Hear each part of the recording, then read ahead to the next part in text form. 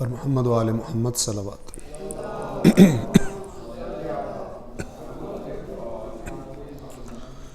اعوذ باللہ من الشیطان الرجیم، بسم اللہ الرحمن الرحیم، الحمد للہ رب العالمین، والصلاة والسلام علی سید الانبیاء والمرسلین وعلی اہل بیتہ الطیبین الطاہرین وصحبہ المنتجبین۔ گزشتہ درس میں ہم نے قرآن کریم کے دوسرے جز میں سورۃ البقرہ آیت نمبر 228 تک مکمل کیا تھا، اور آیت نمبر 229 ہم نے بالکل شروع کی تھی۔ تو آج انشاءاللہ پہلے ہم آیت نمبر 229 اور بعد کی چند آیات تلاوت کریں گے، اور اس کے بعد ان آیات کا جس قدر ممکن ہوا ترجمہ اور وضاحت آپ کی خدمت میں عرض کریں گے۔ صلوات پڑھیں محمد و آل محمد۔ اعوذ باللہ من الشیطان الرجیم، بسم اللہ الرحمن الرحیم۔ الطلاق مرتان فإمساك بمعروف أو تسريح بإحسان ولا يحل لكم أن تأخذوا مما آتيتموهن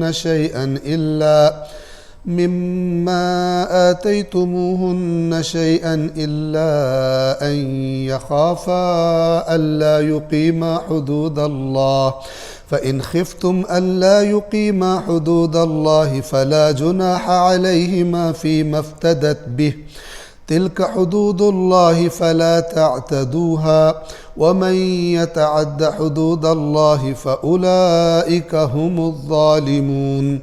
فإن طلقها فلا تحل له من بعد حتى تنكح زوجا غيره، فإن طلقها فلا جناح عليهما أن يتراجعا إن ظنا أن يقيما حدود الله، وتلك حدود الله يبينها لقوم يعلمون۔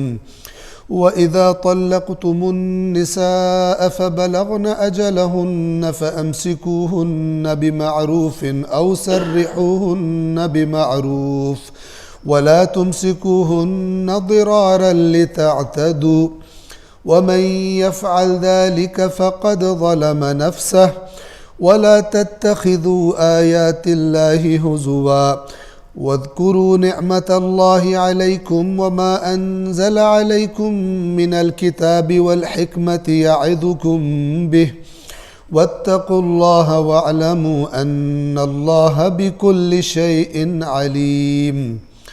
وإذا طلقتم النساء فبلغن أجلهن فلا تعضلوهن أن ينكحن أزواجهن إذا تراضوا بينهم بالمعروف، ذلك يوعظ به من كان منكم يؤمن بالله واليوم الآخر، ذلكم أزكى لكم وأطهر، واللہ یعلم وانتم لا تعلمون۔ صدق اللہ العلی العظیم۔ صلوات پڑھیں محمد و آل محمد۔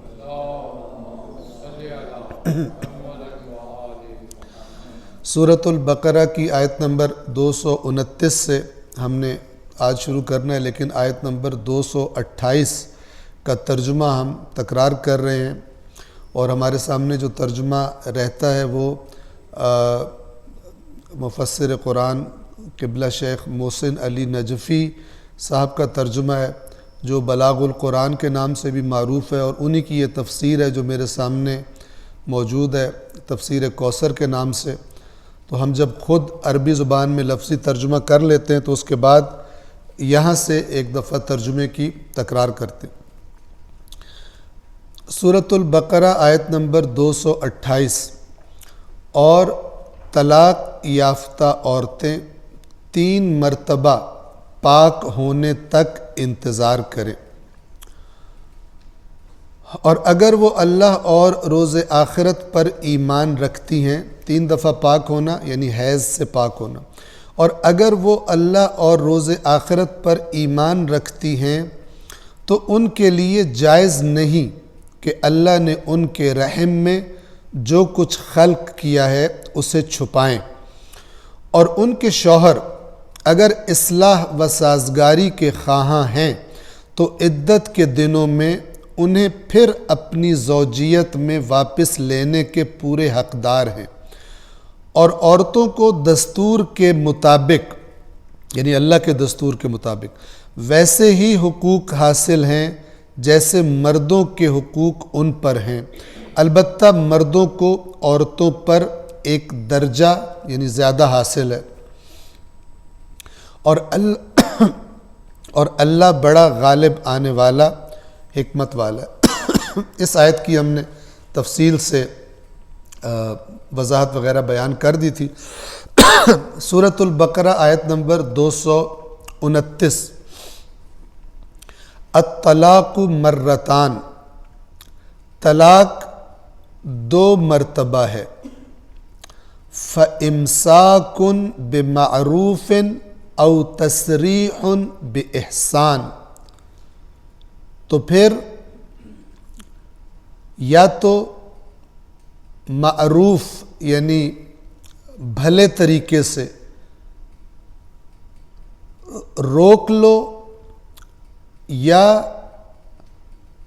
آزاد کر دو، ان کو جانے دو، بے احسان، ایسے طریقے سے عورت کو خود سے جدا کرو اگر یہ مرحلہ آ گیا ہے کہ وہ احسان کے ساتھ ہو، بڑے خوبصورت طریقے کے ساتھ ہو۔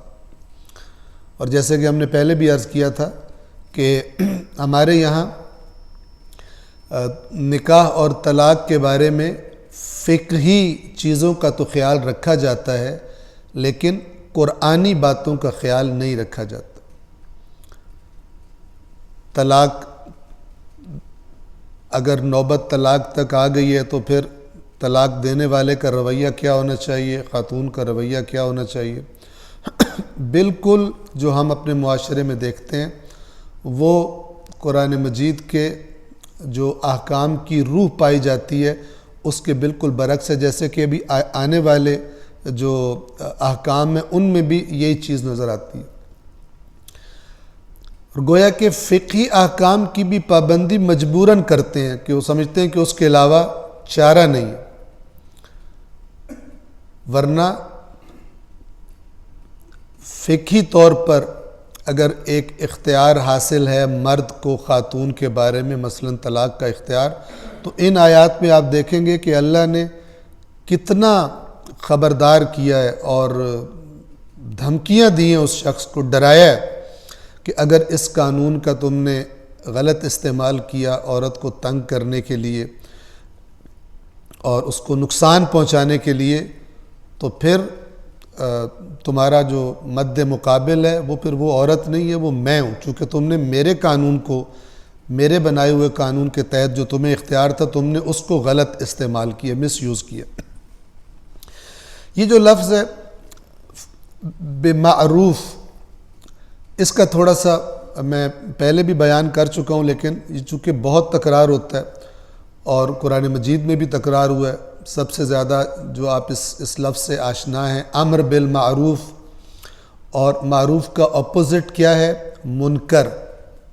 ہم کہتے ہیں امر بالمعروف اور نہی عن المنکر۔ بہت ہی زبردست انتخاب ہے ان الفاظ کا، ان کے معانی پر اگر غور کیا جائے تو۔ معروف کسے کہتے ہیں؟ یہ لفظ معرفت سے ہے۔ معرفت کسے کہتے ہیں؟ پہچان کو۔ اور منکر انکار سے ہے۔ ابھی آپ انکار کا اردو زبان والا معنی ایک دفعہ ذہن سے نکال دیں، چونکہ کئی لفظ ایسے ہیں عربی کے کہ جو اردو میں آئے ہیں لیکن اردو میں جس معنی میں استعمال ہوتے ہیں اس کا ایک قریب یا دور کا رشتہ ہوتا ہے عربی والے معنی سے، لیکن زیادہ تر ایسے معنی میں استعمال ہو رہا ہوتا ہے جس سے ہمارا ذہن آشنا ہوتا ہے اپنی زبان کے اعتبار سے، کہ ہم عربی میں جب اس لفظ کو دیکھتے ہیں تو ہم اسی طرح کا معنی اردو والا کر لیتے ہیں، اور ہمیں پھر مثلا اللہ کے کلام کی مراد سمجھنے میں ہم سے خطا ہو جاتی، غلطی ہو جاتی ہے۔ تو قرآن پڑھتے وقت حتماً یہ توجہ رہے کہ اگر کوئی لفظ ایسا آ رہا ہے قرآن میں کہ جو اردو میں بھی استعمال ہوتا ہے، عربی کا لفظ ہے اردو میں بھی استعمال ہوتا ہے، تو ہمیں جلدی جلدی اردو والا معنی فوراً تصور نہیں کر لینا چاہیے، بلکہ ہمیں پہلے تھوڑی سی اس میں تحقیق کہیں یا سنجیدگی کہیں وہ اختیار کرنی چاہیے، اور پہلے یہ دیکھنا چاہیے کہ عربی زبان میں اس لفظ کا کیا معنی تھا۔ اور اس میں بھی ایک اور دقت ضروری ہے، اور وہ کیا کہ آج کی عربی مراد نہیں ہے، بلکہ جس زمانے میں قرآن مجید کی یہ آیات نازل ہو رہی تھی جس معاشرے میں، اس معاشرے کے لوگ اس لفظ کا کیا معنی لیتے تھے۔ چونکہ زمانہ گزرنے کے ساتھ ساتھ الفاظ بھی اپنے معانی، بعض اوقات کچھ الفاظ ہوتے ہیں جو اور معانی میں استعمال ہونا شروع ہو جاتے ہیں۔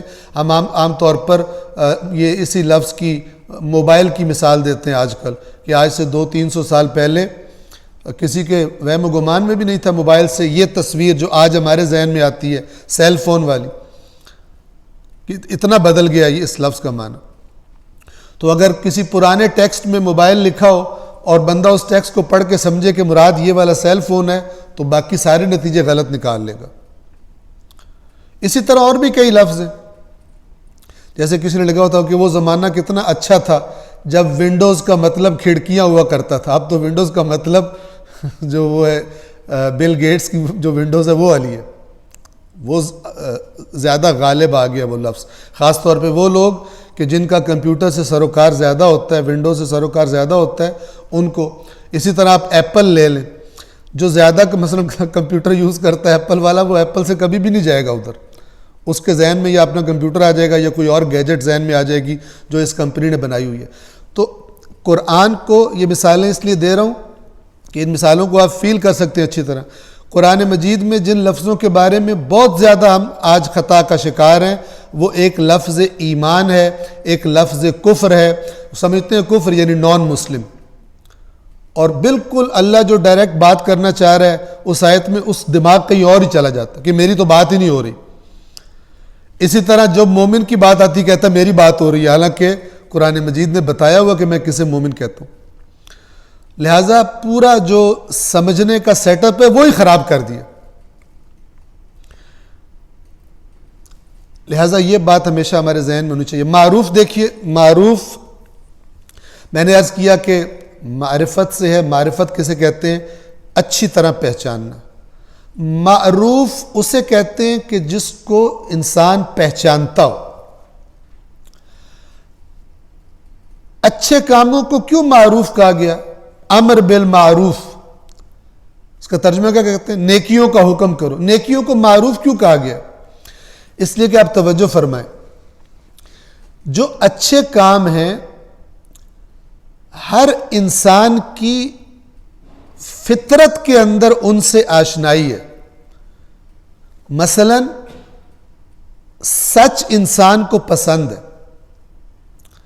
عدل انسان کو پسند ہے، ظلم نہیں پسند۔ عدل پسند ہے، گویا انسان اس سے آشنا ہے، اسے پہچانتا ہے۔ انسانی فطرت عدل کو پہچانتی ہے، اس سے بدکتی نہیں ہے، عدل اسے برا نہیں لگتا۔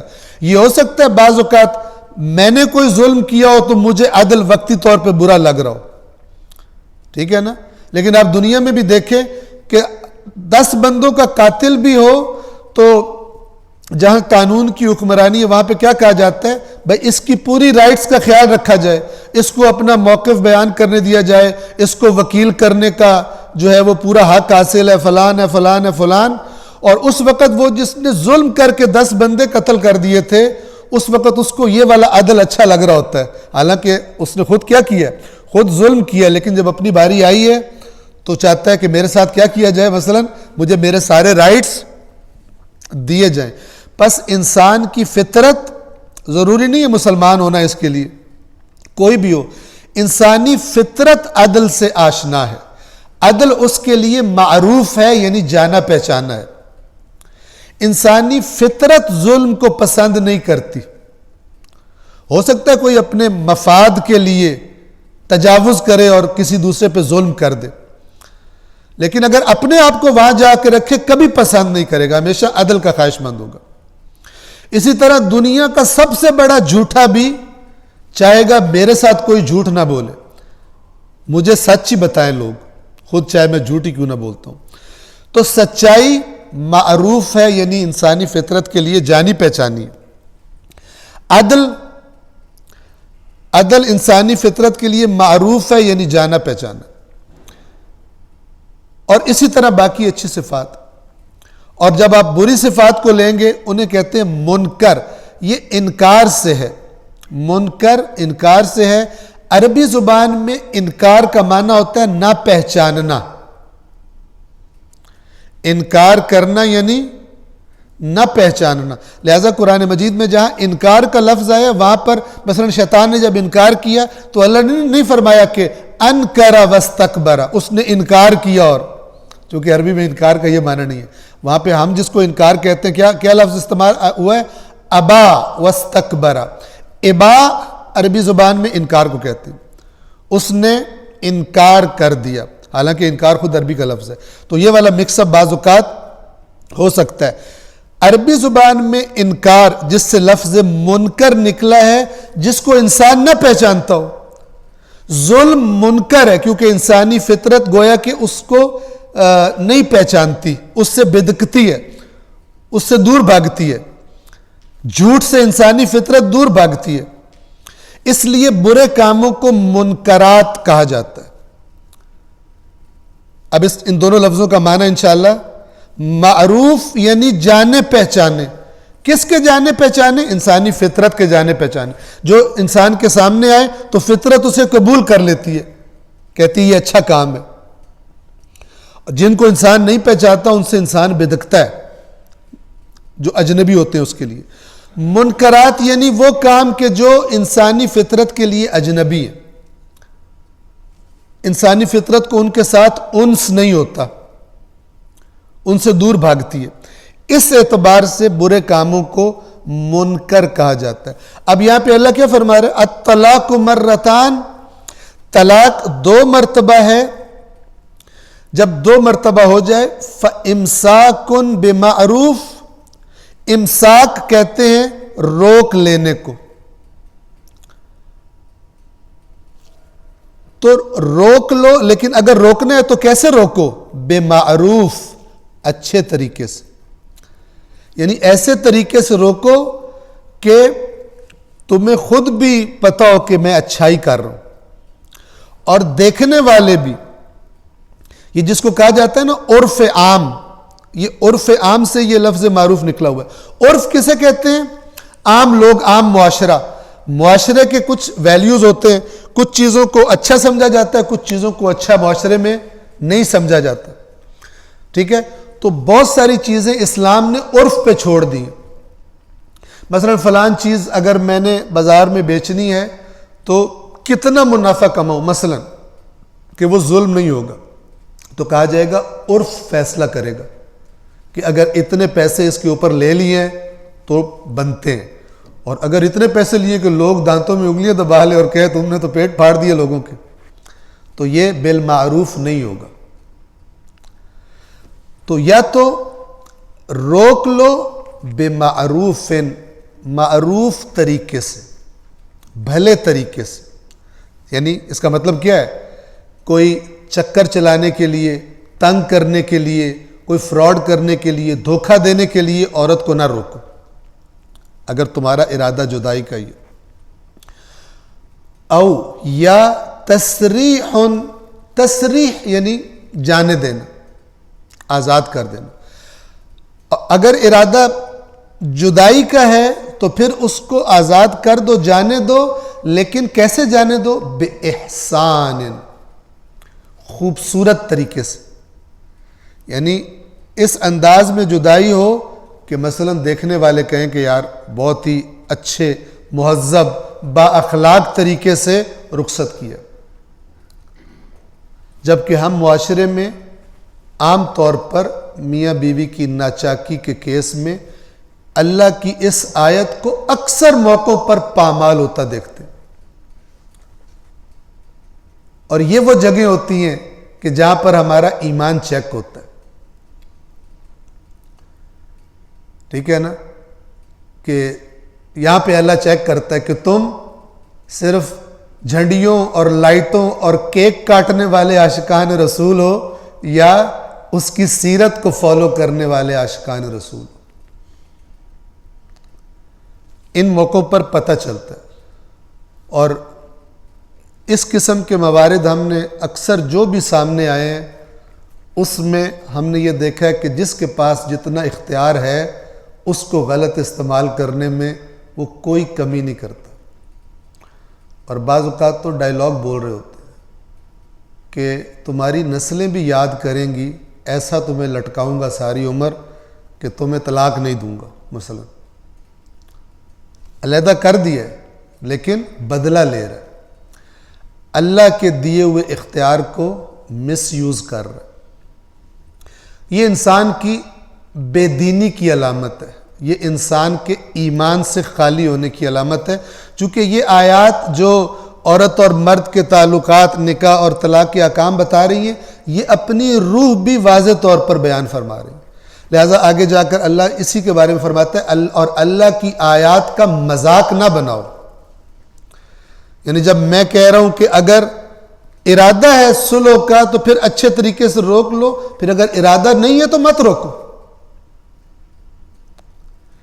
اور اگر ارادہ جدائی کا ہے تو پھر اچھے طریقے سے جدا کر دو، پھر ظلم و زیادتی کر کے مثلا یہ کام نہ کرو.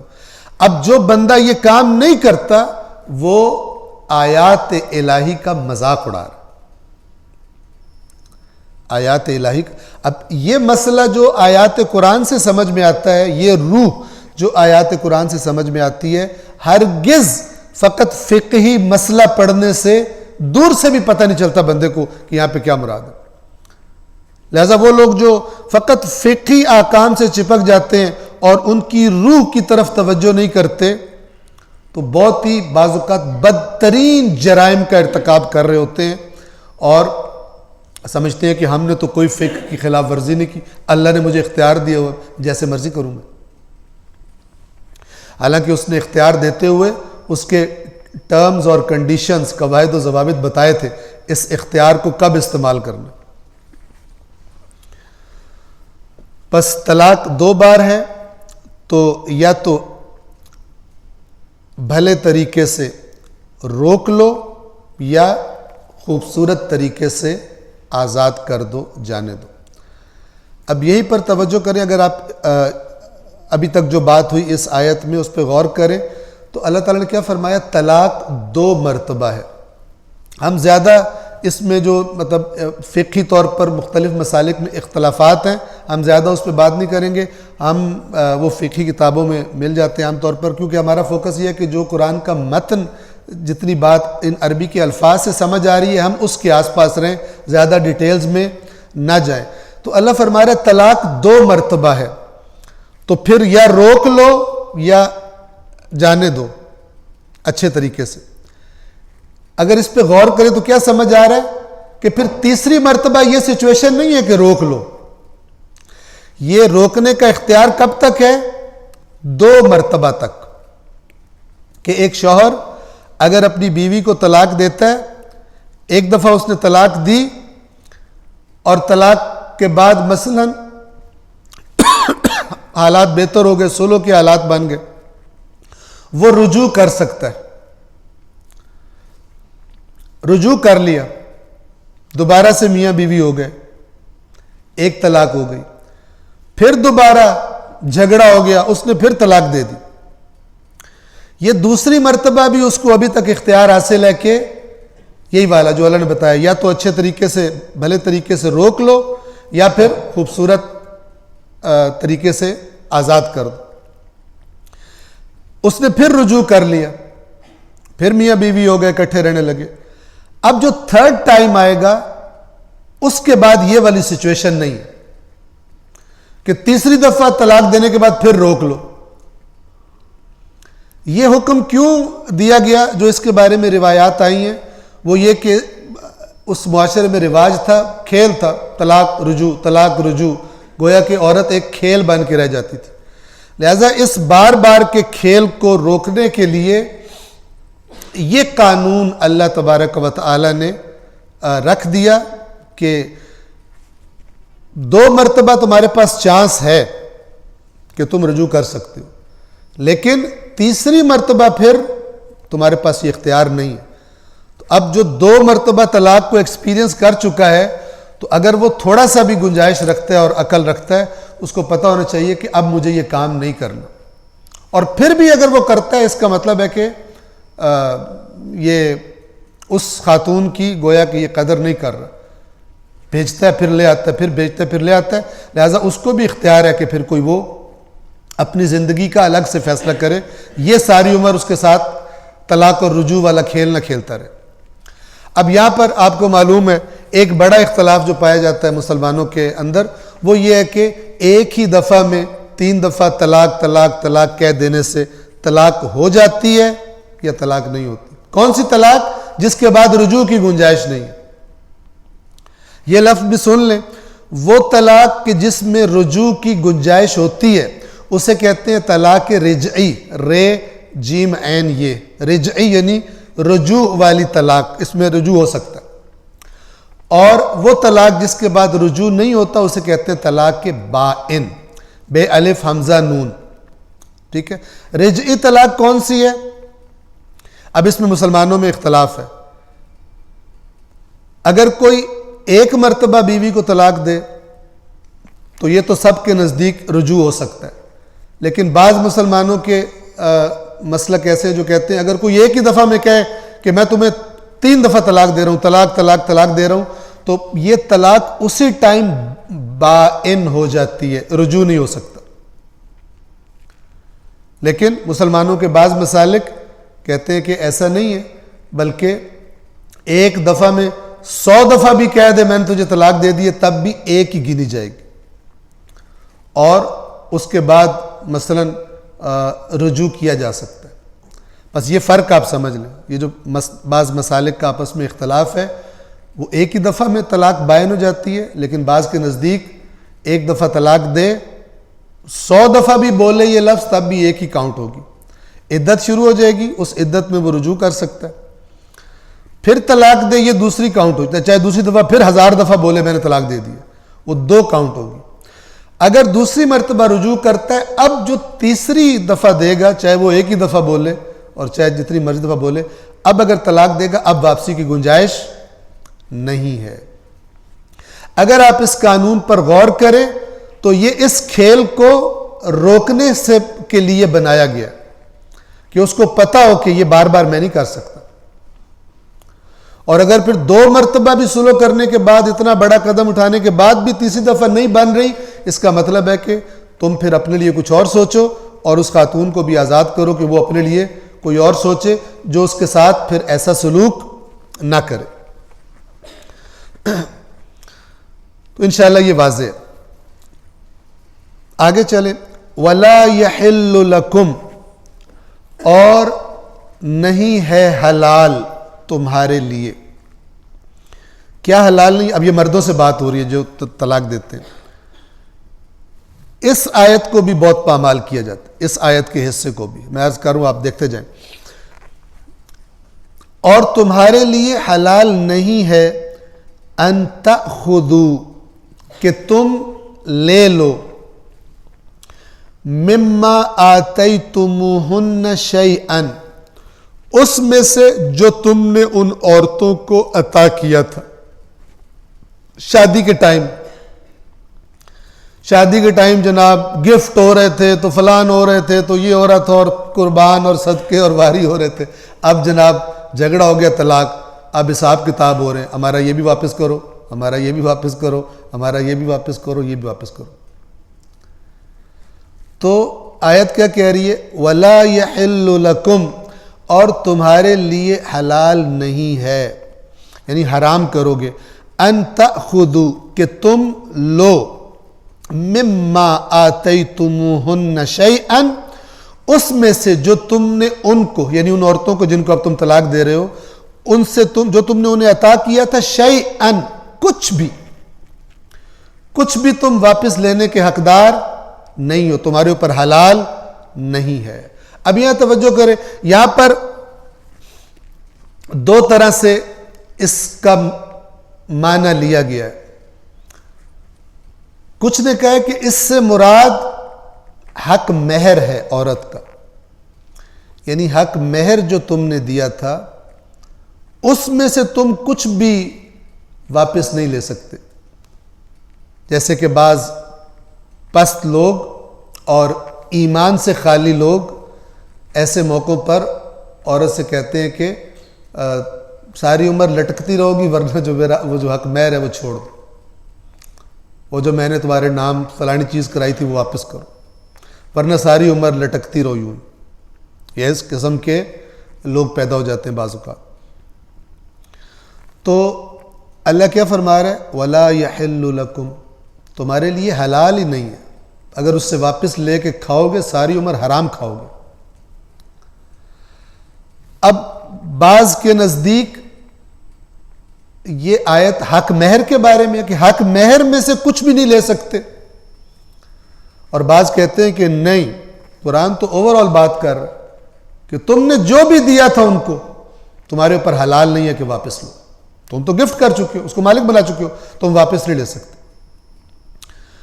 تو اس میں اگر انسان واقعاً اللہ سے ڈرتا ہو تو اس کو احتیاط کرنی چاہیے۔ اگر ایسا موقع زندگی میں آ جائے تو جو دے دیا ہے بس اس کو یہی سمجھے کہ دے دیا ہو، نہ کہ پھر ہمارے یہاں دیہاتوں میں تو عجیب سسٹم ہوتا ہے، جب وہ طلاق والا مسئلہ آتا ہے تو وہ ڈیروں پر پھر جھگڑا آتا ہے تو دونوں طرف نے اپنے فہرستیں بنائی ہوتی ہیں، ان کے اتنے مہمان آئے تھے، ان کے کھانے پہ اتنے پیسے لگے تھے، فلان ان کے جو کمی آئے تھے ان کو ہم نے اتنی ویلیں دی تھی، ٹھیک ہے نا، اور یہ کیا تھا وہ، تو ایک ایک دھاگا گن لیتے ہیں اور کہتے ہیں ہمارے پیسے دو، گویا کہ ایک بزنس کیا ہوا تھا۔ بالکل دین اسلام کی، قرآن کی تعلیمات کی روح کے بالکل برعکس، یعنی وہی سسٹم جو قبل از اسلام معاشروں میں چلا آتا تھا۔ وہ کلمہ تو پڑھ لیا لیکن اس کلمے نے اندر جا کر کوئی تبدیلی پیدا نہیں کی، اور پھر اگلی نسل آئی، انہوں نے دیکھا ابا اماں نے کلمہ پڑھا ہوا ہے، کچھ رسومات بھی کرتے ہیں، یہ بھی اسی طرح کا مسلمان بن گیا۔ لیکن جب بھی کوئی موقع اپنے مفادات کا آتا ہے وہاں پہ کوئی دین، کوئی اسلام، کچھ خبر نہیں ہوتی، وہاں پہ سیدھی انگلی سے گھی نکلتا ہے یا ٹیڑھی انگلی سے نکلتا ہے، گھی ضرور نکالنا ہے، چاہے حلال کرو چاہے حرام کرو۔ اور کوئی کہے کہ کیوں کر رہے ہو یہ، تو کہتے ہیں اللہ تو بعد میں معاف کر دیتا ہے، بڑا غفور رحیم۔ اور جو میں کہا کرتا ہوں، ایک حج کی مہر ہے یا ایک زیارت کی مہر ہے، جو مرضی گھپلا کر لو شریعت میں، اس کے بعد حج کر لو یا عمرہ کر لو یا زیارت کرو تو سارے گناہ معاف ہو جاتے ہیں۔ اس طرح یہ جو حج اور عمرے کی اور زیارتوں کی حدیثیں بیان کی گئی ہیں کہ جس کے بعد بندہ سمجھے کہ مجھے تو پورا ہے نہ رو مل جانا ہے، ان بیان کرنے والوں نے امت کو کرپٹ کرنے میں بڑا مؤثر کردار ادا کیا۔ اگر بخشش کی نوید سنا رہے ہو تو پھر دوسری بھی بتاؤ کہ یہ ایسے ہی نہیں معاف ہو جاتا کہ لوگوں کے حقوق کھا جاؤ پھر حج پہ چلے جاؤ، پھر یہ کر لو پھر وہ کر لو۔ تو یہ جو کلمہ پڑھنے والی بات ہے کہ ہم مسلمان نہیں، ہم نے سارے الٹے سیدھے کام کرتے ہیں کہ یار یہ کیا کر رہے ہو، کہتے ہیں ہم مسلمان نہیں، ہم بھی تو مسلمان ہیں، ہم بھی اللہ کو مانتے ہیں، ٹھیک ہے، تھوڑا بہت اوپر نیچے ہو جاتا ہے۔ تو تاکہ آپ کے ذہنوں میں انشاءاللہ محفوظ رہے کہ اگر کلمہ دل کے اندر جا کر اپنے اثرات مرتب نہ کرے تو یہ زبانی کلمہ اللہ جانے کیا اثر رکھتا ہے۔ ہمارے لیے تو اثر رکھتا ہے کہ جو ہمارے سامنے کلمہ پڑھے وہ مسلمان کہلائے گا، لیکن اوپر اللہ کے پاس بھی وہی اثر رکھتا ہے۔ نہ قرآن اس کی تائید کرتا ہے بلکہ برعکس کہتا ہے، اور نہ ہی احادیث محمد و آل محمد آخرت کے بارے میں یہ کلمہ کہ جو میری زندگی پہ اثر ہی نہیں رکھتا، جب اس کلمے کے تقاضے سے میرا مفاد ٹکراتا ہے میں الٹا ہو جاتا ہوں، میں اللہ کی حدود پہ عمل کرنے لگتا ہوں۔ یہ والا کلمہ اوپر مجھے فائدہ دے گا اور میں قیامت کے دن رسول اللہ صلی اللہ علیہ وآلہ وسلم کی امت میں معشور کیا جاؤں گا، آیا اس کی گارنٹی ہے؟ قرآن اس کے برعکس بات کرتا ہے، فرامین اہل بیت اطہار علیہ السلام اس کے برعکس بات کرتے ہیں۔ تو ایک لطیفہ سن لیں، شاید کچھ عرصہ پہلے بھی سنایا ہو، یہ یاد کرانے کے لیے کہ صرف کلمہ پڑھ لینے سے کام نہیں چلتا، خاص طور پہ اللہ کے ریکارڈ میں مسلمان لکھا جائے اور مومن لکھا جائے۔ تو وہ لطیفہ یہ ہے کہ ایک بندہ، ایک گھرانہ تھا اچھا بڑا متدین گھرانہ، بڑے رکھ رکھاو والے، بڑے ٹریڈیشنل قسم کے لوگ جیسے ہوتے ہیں، تو انہوں نے اپنے بچے کو باہر ملک بھیجا کہ باہر جا کے پڑھے اور وہاں پہ نوکری شوکری کرے۔ بچہ گیا، وہاں اس نے تعلیم مکمل کی، وہاں نوکری شوکری بھی اس نے کی، پیسے شیسے کمائے، اور کمائی کر کے جب واپس آیا تو اس کی کمائی میں ایک عدد انگریز بیگم بھی شامل تھی، یعنی وہاں گوری سے شادی کر کے ساتھ لے کے آئے۔ تو جب اس کے ماں باپ نے اس کو دیکھا، ان کو پتہ نہیں تھا، ان کو سرپرائز دیا اس نے، انہوں نے جب دیکھا اب وہ تو سارے سر پہ دوپٹوں والے اور رکھ رکھاو والے، اور انہوں نے کہا کہ وہ یہ کیا کر کے تو آ گیا، تو انگریز عورت لے کر آ گیا تو ہمارا تو ماحول ہی اور ہے فلان ہے۔ اس نے کہا ابا جی گھبرائیں نہیں، امی جان گھبرائیں نہیں، اس نے کلمہ پڑھا ہوا۔ انہوں نے کہا اچھا پتر کلمہ پڑھا کے لائے؟ اس نے کہا جی کلمہ پڑھا کے لائے۔ انہوں نے کہا اچھا پھر ٹھیک ہو گیا۔ اب جب گھر لے کر آئے، وہ کمرے کے اندر گھسی، اپنا سامان اس نے نکال کے سیٹ کیا، اور اس کلمہ پڑھ خاتون نے اچانک فل آواز میں میوزک آن کر دیا، اتنی اچھی کوالٹی کہ وہ وہاں سے سپیکرز لائی تھی کہ پورے محلے میں گونج جانے لگی۔ تو ماں باپ باہر سے پھر چیخے، او یہ کس کو لے کر آ گیا تو؟ اس نے دروازہ کھول کے کہا کہ آپ گھبرائیں نہیں، اس نے کلمہ پڑھا ہوا۔ وہ پھر چپ کر کے بھی کلمہ پڑھا ہوا۔ تھوڑی دیر ہوئی، لوگوں کو پتہ چلا، رشتہ داروں کو، کہ جی جوان جو ہے وہ باہر سے واپس آیا، ملنے کے لیے آئے۔ اب رشتہ دار بیٹھے ہوئے تھے تو وہ اندر سے اپنے یورپین کپڑوں میں باہر آ گئی، مثلا نکر پہن کے باہر آ گئے۔ اس کے ماں باپ پھر چیخے، وہ بے حیا یہ کیا کیا؟ کہتا ہے ابا چپ کرے، کلمہ پڑھا ہوا ہے اس نے۔ آج بہت سارے مسلمانوں کے کلموں کی یہی حال، ہر پٹھا کام کرتے ہیں کہتے ہیں کلمہ پڑھا ہوا۔ پھر اس کے بعد جناب اس نے جب سب سے ملنا شروع کیا، اپنے انداز سے سب سے ملنے لگی، اس کے ماں باپ نے کہا یہ بے حیا عورت کیا کر رہی؟ اس نے کہا ابا جی گھبرائے نہیں، کلمہ اس نے پڑھا ہوا۔ تو ہم میں سے بہت ساروں کی حالت ایسی ہوتی ہے، خاص طور پہ جب کلمے کا تقاضا ہمارے مفاد سے ٹکرا رہا ہوتا، جب شریعت کا کوئی حکم ہمارے مفاد سے ٹکراتا ہے، پھر ہم الٹا کام کر لیتے ہیں اور کہتے ہیں کہ کلمہ ہم نے پڑھا ہوا ہے، ہم بھی عاشقان رسول ہیں، ہم بھی جناب ہم کوئی کافر تھوڑی۔ بہت ساروں کی حالت ایسی ہو جاتی اپنے مفادات کے موقع پر۔ اور تمہارے لیے حلال نہیں ہے کہ تم جو کچھ انہیں دے چکے ہو اس میں سے کچھ بھی واپس لو،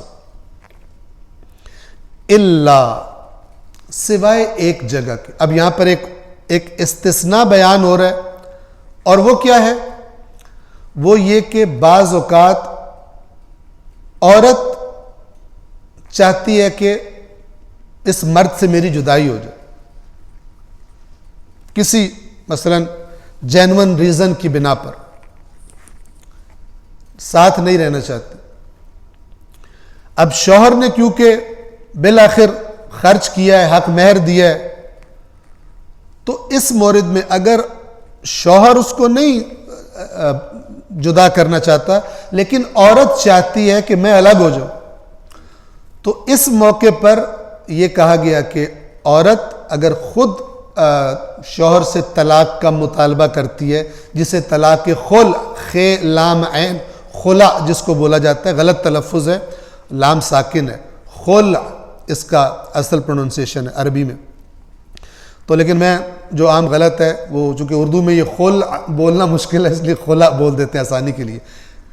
تو اگر کوئی عورت خود مطالبہ کرتی ہے شوہر سے طلاق کا، تو یہاں پر اگر وہ کہتی ہے کہ جو تم نے مجھے حق مہر دیا ہے وہ سارا میں تمہیں واپس کر رہی ہوں، یا تم نے فلان چیز مجھے دی تھی وہ بھی واپس لے لو اور مجھے آزاد کر دو، تو اس مورد میں جب طلاق کا مطالبہ اصل میں عورت کی طرف سے ہو، یہ نہیں ہے کہ شوہر اس کو اتنا ذلیل کرے کہ وہ تنگ آ کے طلاق کا مطالبہ کرے، پھر کہ اس نے مطالبہ کیا اب میں کھا لوں، اللہ علیم بذات الصدور ہے، وہ بے ایمانوں کو اچھی طرح جانتا ہے کہ یہ مطالبہ عام حالات میں عورت نے خود کیا ہے یا ذلیل جب شوہر کے ہاتھوں ہو رہی ہے اور اب سمجھ گئی ہے کہ یہ کیا چاہتا ہے، صرف یہ چاہتا ہے کہ میں مطالبہ کروں تاکہ میرا وہ حق مہر وہ دوبارہ کھا سکے، تو یہ اللہ بہتر جانتا ہے، یہ جگہ نہیں۔ بلکہ کب شوہر کے لیے لینا جائز ہے کہ جب عورت کی طرف سے اس مطالبے کا آغاز ہو اور وہ کہے کہ مثلا میں علیحدہ ہونا چاہتی ہوں، اور پھر اس موقع پہ کہے کہ جو تم نے مجھے دیا تھا یہ مجھ سے واپس لے لو، سارا کا سارا یا اس کا کچھ حصہ مجھ سے واپس لے لو اور تم مجھے طلاق دے دو۔ اس مورد میں شوہر کے لیے جائز ہے کہ جو عورت اسے واپس کر رہی ہے وہ واپس لے سکتا ہے اور وہ اس کے لیے حلال ہے اور جائز ہے۔ اللہ مگر یہ کہ بات کیا ہو رہی تھی، تم پر حلال نہیں ہے کہ تم جو کچھ انہیں دے چکے ہو اس میں سے کچھ بھی واپس لو، اللہ سوائے یہ کہ ان یخافا کہ ان دونوں کو یہ خوف ہو، اللہ یقیما حدود اللہ کہ وہ دونوں اللہ کی حدود کو قائم نہیں رکھ سکیں گے۔ اب ظاہر ہے میاں بیوی کا رشتہ ایسا ہے، باقی حقوق کے ساتھ ساتھ مثلا جنسی حقوق بھی ہوتے ہیں۔ اب اگر مثلا وہ اس طرح بیزار ہو گئی ہے کہ وہ اس کے قریب ہی نہیں رہنا چاہتی، تو پھر اگر جدائی نہیں ہوتی اور کوئی اور حلال طریقہ نہیں ہوتا تو خدا نخواستہ پھر ماحول ایسا بن جائے گا کہ گناہ کی طرف جانے کا اور وہ چوری چھپے دوستیوں والا مسئلہ وہ آنا شروع ہو جائے گا۔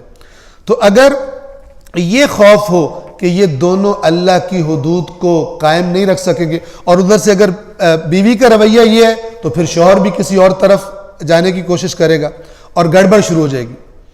تو اگر یہ خوف ہو کہ یہ دونوں اللہ کی حدود کو قائم نہیں رکھ سکیں گے تو پھر کیا کیا جائے گا؟ اللہ تعالیٰ فرما رہے آگے فَإِنْ خِفْتُمْ تو اگر تمہیں خوف ہو اللہ یقیم حدود اللہ کہ یہ دونوں میاں اور بیوی اللہ کی حدود کو قائم نہیں رکھ سکیں گے، فلا جناح علیہما تو کچھ گناہ نہیں ہے ان دونوں پر، فی مفتدت بہ کہ وہ خاتون کچھ فدیہ دے کر اپنا مسئلہ حل کروا لے۔ خاتون فدیہ دے دے، فدیہ کسے کہتے ہیں؟ جو انسان اپنی جان چھڑانے کے لیے کچھ دیتا ہے۔ اب اگر وہ وہی چیز کہ جو شوہر نے اس کو دی ہوئی تھی یا حتیٰ کہ اس سے زیادہ چیز، وہ خود مالدار ہے، وہ کہتی ہے کہ مجھ سے لے لو، زیادہ لے لو اور مجھے طلاق دے دو، تو اس صورت میں شوہر کے لیے وہ مال عورت سے لے کر استعمال کرنا جائز ہے۔ تلک حدود اللہ، پھر اللہ فرما رہا ہے یہ اللہ کی حدود ہے، لمٹس ہے۔ یہ لفظ بہت ہی اس اعتبار سے اہم اور بہت ہی سنجیدہ ہے، یعنی پروردگار اب یہ جو باتیں اس آیت میں اور اس سے پچھلی آیت میں بیان فرمائی، تاکید کے لیے فرما رہے کہ یہ اللہ کی مقرر کردہ حدیں ہیں، لہذا اس میں سے تم نے جو بھی کام کرنا ہو اس میں یہ دیکھو کہ اللہ نے کیا رہنمائی کی۔ اگر تم طلاق کی طرف جانا چاہتے ہو پھر دیکھو اللہ نے کیا کہا ہے کیسے کرو، اور اگر تم بیوی کو اپنے ساتھ بسانا چاہتے ہو جھگڑے کے بعد اس میں دیکھو اللہ نے کہا کب یہ کام کرو۔ یہ نہیں کہ تم بسانا نہیں چاہتے لیکن اپنے کسی مفاد کے لیے پھر اسے تنگ کرو، یہ اللہ کی حدود ہے۔ فلا تعتدوها پس ان سے تجاوز نہ کرو۔ وَمَن يَتَعَدَّ حُدُودَ اللَّهِ اور جس نے بھی اللہ کی حدود سے تجاوز کیا، ان سے آگے بڑھا، اس نے کہا کہ میں نے بسانی تو نہیں ہے لیکن اس کو تنگ کروں گا، میں اس کا پورا خاندان یاد کرے گا کس سے پالا پڑا تھا، مثلا ایسی باتیں کرتے ہیں، تو یہ اللہ کی دھمکی کو اپنے گویا کہ لفٹ نہیں کروا رہا۔ وَمَن يَتَعَدَّ حُدُودَ اللَّهِ اور جس نے اللہ کی حدود سے تجاوز کیا، فَأُولَئِكَ هُمُ الظَّالِمُونَ تو یہی لوگ ظالم، اللہ کی نظروں میں یہ لوگ ظالم۔ میں اس آیت نمبر 229 سورۃ البقرہ کے ترجمے کی یہاں سے تکرار کر رہا ہوں۔ طلاق 2 بار ہے، پھر یا تو شائستہ طور پر عورتوں کو اپنی زوجیت میں رکھ لیا جائے یا اچھے پیرائے میں انہیں رخصت کیا جائے، اور یہ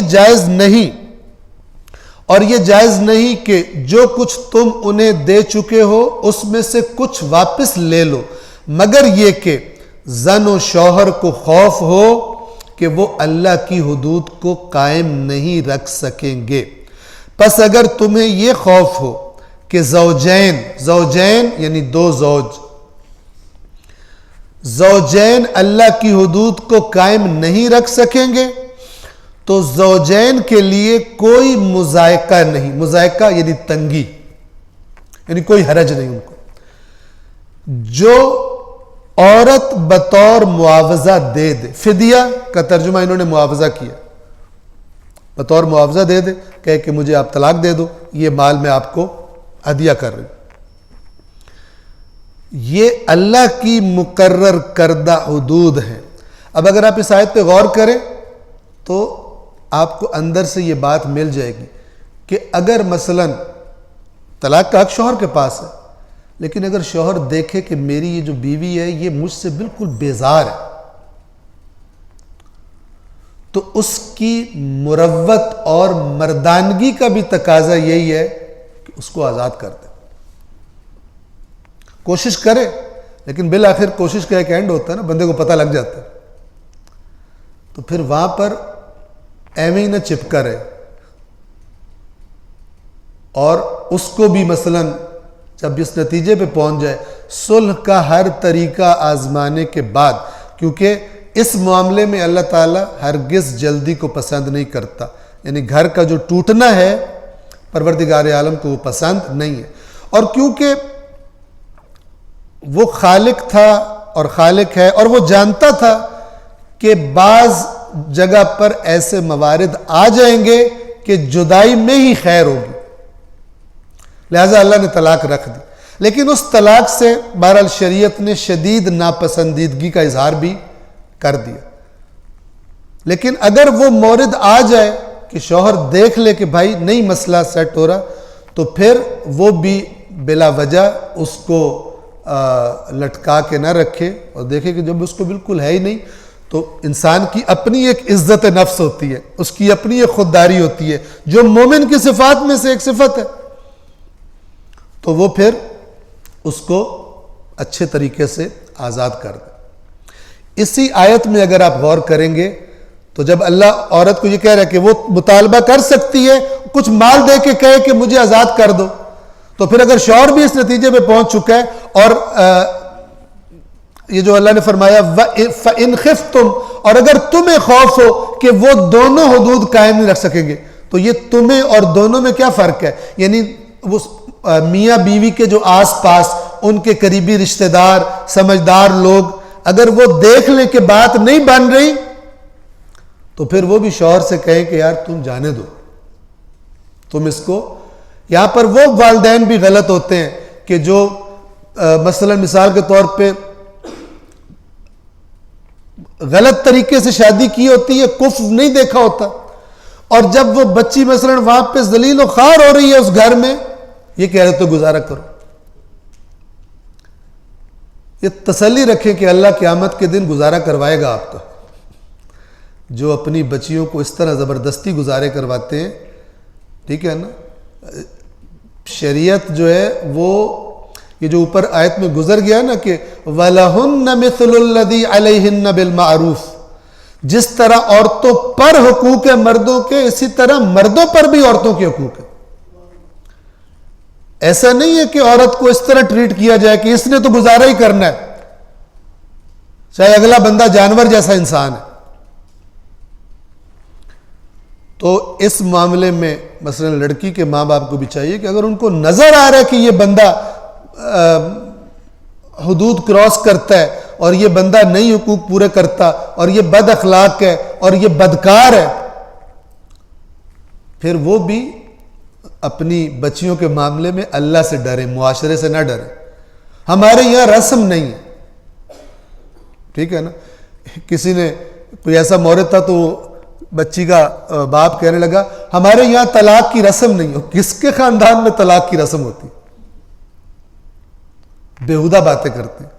اور بعض اوقات وہ بچیوں کو بہت زیادہ پھر اذیت ناک زندگی گزارنی پڑتی ہے. یاد رکھیں کہ یہ جو قرآن میں ہے نا وہ مشرکین مکہ بچیوں کو زندہ دفن کرتے تھے، یہ بھی ایک قسم کا زندہ دفن کرنا، بلکہ اس سے زیادہ مشکل ہے. وہ تو ایک دفعہ دفن ہو کے تکلیف برداشت کر کے ختم ہو جاتی تھی، یہ تو ہر روز دفن ہوتی ہے. جس کے پلے باندھا ہے اس کے ہاتھوں ہر روز یہ ذلیل ہوتی ہے، ہر روز ظلم سہتی ہے. تو شاید ان مکے کے مشرکوں سے زیادہ اللہ تعالیٰ تفتیش کرے ان سو کالڈ مومنین کی اور مسلمین کی، کہ جو ویسے تو رسوماتی طور پہ بڑے مسلمان ہیں لیکن اپنی رسمیں اور اپنے رواج اور اپنی جھوٹی انا وہ اللہ کے دین کی تعلیمات کے مقابلے میں ان کے لیے بڑی ہوتی ہے اور امپورٹنٹ ہوتی ہے. لہذا اگر آپ آیات کو غور سے دیکھیں گے، مومن مرد ہو یا مومن عورت ہو تو وہ سمجھ جائے گی کہ اللہ تبارک و تعالیٰ نے کیا سجیسٹ کیا. طلاق دینی ہے تو کب دینی ہے اور کیسے دینی ہے، اور اگر روکنا ہے رکھنا ہے تو کیسے رکھنا ہے، اور اگر چکر دینے کا ارادہ تو پھر تم اللہ کی آیات کے ساتھ حدود کے ساتھ تجاوز کر رہے ہو اور تم اللہ کی نظروں میں ظالم. یہ اللہ کی مقرر کردہ حدود ہیں، سو ان سے تجاوز نہ کرو، اور جو لوگ حدود الہی سے تجاوز کرتے ہیں پس وہی ظالم ہے. سورۃ البقرہ آیت نمبر 230. آیت نمبر 230 اسی پچھلی آیت کی بات کی کنٹینویشن ہے، جاری ہے بات. فَإِن طَلَّقَهَا، پچھلی آیت کہاں سے شروع ہوئی تھی؟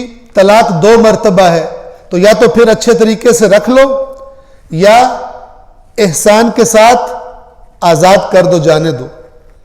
لیکن اگر نوبت یہاں پر آ جائے کہ وہ تھرڈ والی طلاق ہو جائے، بائن طلاق ہو جائے، فَإِن طَلَّقَهَا، تو اگر وہ اسے یعنی شوہر اس اپنی بیوی کو طلاق دے دے، فَلَا تَحِلُّ لَهُ، تو پھر وہ بیوی اس کے لیے حلال نہیں ہوگی. اب رجوع نہیں کر سکتا، نہ عدت کے دوران رجوع کر سکتا ہے، نہ عدت ختم ہونے کے بعد دوبارہ نکاح کر سکتا. فَلَا تَحِلُّ لَهُ، تو وہ اس کے لیے حلال نہیں ہوگی، مِن بَعْدُ، اس کے بعد یعنی تیسری طلاق کے بعد اس کے لیے حلال نہیں ہوگی. ہاں ایک راستہ ہے، حَتَّى تَنْكِحَ زَوْجًا غَيْرَهُ، یہاں تک کہ وہ خاتون نکاح کر لے ایک ایسے زوج سے، شوہر سے جو یہ پہلے والا نہیں ہے، یعنی ایک اور مرد سے وہ ازدواج کرے، نکاح کر لے. اور پھر اس کی تفصیلات بیان کی گئی. اب یہاں پر بہت ساری ابحاث ہیں، لیکن جس نقطے کی طرف توجہ کرنے والی ہے وہ یہ ہے کہ اللہ تبارک و تعالی نے یہ تھریٹ رکھی ہے کہ مرد کی یہ غیرت ہوتی ہے اپنی عورت کے بارے میں. وہ مثلا اس کا تصور نہیں کرتا کہ میری بیوی مثلا وہ کسی اور مرد کے نزدیک ہو. تو یہ جو غیرت ہے مرد کی، اس کو بھی اللہ تعالیٰ نے گویا کہ اس حکم میں شامل کیا تاکہ وہ تیسری طلاق کی طرف سوچ کر جائے. ایک دفعہ طلاق دی ہے، دیکھ لیا کہ مثلا نہیں میں تو اپنی بیوی کو چاہتا ہوں، غصہ چڑھا تھا مجھے، میں نے یہ غصے میں کام کر دیا مثال کے طور پر اور واپس لے آیا، پھر دوسری دفعہ وہی حرکت کر دے، تو یہ تنبیہ کے لیے کافی ہے. اگر اس نے ٹھیک ہونا ہے، تھرڈ ٹائم اگر یہ کام کرتا ہے تو پھر یہ سوچ کے کرے کہ اب یہ مجھ پہ حلال نہیں ہوگی. تو اگر تھوڑی سی بھی عقل ہے تو پھر اس طرف نہیں جائے گا. اگر دل میں جگہ ہے تو بار بار سوچے گا. پہلی بار کم سوچ، ہو سکتا ہے کم سوچا ہو اس لیے کہ گنجائش ہے، دوسری بار کم سوچا ہو مثلا کہ ابھی بھی گنجائش ہے، لیکن تھرڈ ٹائم زیادہ سوچے گا. تو یہ جو مرد کی اپنی زوجہ کے بارے میں غیرت ہے، اس کو اس میں مثلا شامل کر دیا گیا کہ تاکہ اس کو یہ تیسری دفعہ طلاق دینے سے روکا جائے. لیکن اگر وہ پھر بھی دیتا ہے تو پھر یہ عورت اس کے لیے حلال نہیں ہوگی مگر ایک طریقے سے, اور وہ طریقہ بھی جو پری پلانڈ کیا جاتا ہے وہ باطل ہے, جو بدنام زمانہ حلالہ کہلاتا ہے. وہ خود عورت نے, اللہ نے جس عورت کو کھیل بننے سے بچانا چاہا تھا اس کو حلالے کے نام پہ کھیل بنا دیتے. یہ جو لفظ نکاح ہے یہ اپنی حقیقی شکل میں تب وجود میں آتا ہے کہ آپ بتائیں, جب کوئی مرد کسی عورت سے نکاح کرتا ہے, ٹھیک ہے, نکاح دائمی, تو آیا اس کے ذہن میں ہوتا ہے کہ میں نے کچھ عرصے بعد اس کو طلاق دے دینی؟ وہ دائمی نیت سے کر رہا ہوتا, کسی پلان کا حصہ نہیں ہوتا. اگر وہ پلان کے تحت کر رہے تو نکاح اپنی روح کے ساتھ محقق نہیں ہوتا, وجود میں نہیں آتا. تو یہ جو آیت کہہ رہی ہے یہ نہیں کہہ رہی کہ تم جناب اگر یہ تیسری دفعہ بھی دے دی ہے پھر کوئی بندہ پکڑو, اس سے ایگریمنٹ کرو, اسٹامپ پیپر پہ اس کے جناب وہ دستخط لو, اس کا کوئی جرمانہ رکھو اور پھر اس عورت کو مثلا اس کے ساتھ نکاح کراؤ, پھر وہ ایک رات اس کے ساتھ گزارے, جنسی تعلق قائم ہو اور اس کے بعد پھر وہ اس کو طلاق دے, تم دوبارہ نکاح کرو. یہ جس عورت کو جو کھیل بننے سے بچایا گیا تھا اس کو کھیل بنانے والا کام. یعنی طلاق والی زیادتی بھی مرد نے کی اور یہ دوسری زیادتی بھی عورت کے ساتھ ہی ہو. لہذا یہ روح دین کے منافی چیز ہے. توجہ فرما رہے ہیں؟ یہ اصل میں کہنا کہ کیا جا رہا ہے, کیا کہا جا رہا ہے یہاں پر؟ یہ کہا جا رہا ہے کہ یہ تو اس کو روکنے کے لیے مرد کو کہ دیکھو ایک صورت ہو سکتی ہے تمہارے لیے کہ اگر وہ کہیں اور نکاح کر لے اور اتفاقاً وہ بندہ اس کو طلاق دے دے, اس سے پہلے تمہارے لیے حلال نہیں ہو سکتی. اگر آپ اس حکم کی طرف نگاہ کریں تو یہ مرد کو روکنے کے لیے, نہ کہ عورت کو کھیل بنانے کے لیے. کہ مرد جو ہے, اب یہاں پہ پھر وہی بات آتی ہے کہ فقہی حکم کو اپنے مفاد کے لیے اس کی روح سے خالی کر کے, جو روح شریعت ہے اس سے خالی کر کے ایک فقہی حکم کو اپنے مفاد کے لیے استعمال کر لیا جائے. اور وہ چیز جو اللہ عورت کے بارے میں نہیں چاہتا تھا مرد عورت کے ساتھ عورت کی قدر کرے, کھیل نہ بنائے, اس سے بڑھ کر ایک زیادتی عورت کے ساتھ پری پلانڈ طریقے سے کر دی جائے.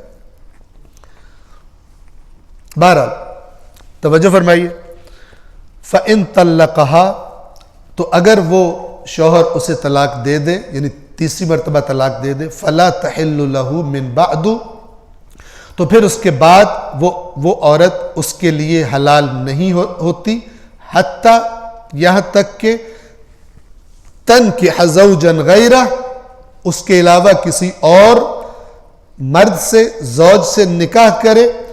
فَإِن طَلَّقَهَا, تو اگر وہ طلاق دے دے, خود اگر میں یہ بات چھپی ہوئی ہے کہ شرط نہیں رکھنی, شرط میں تو اگر نہیں ہوتا, شرط میں تو ہوتا ہے تو انہیں حتماً نکاح کے بعد اسے طلاق دینی ہے.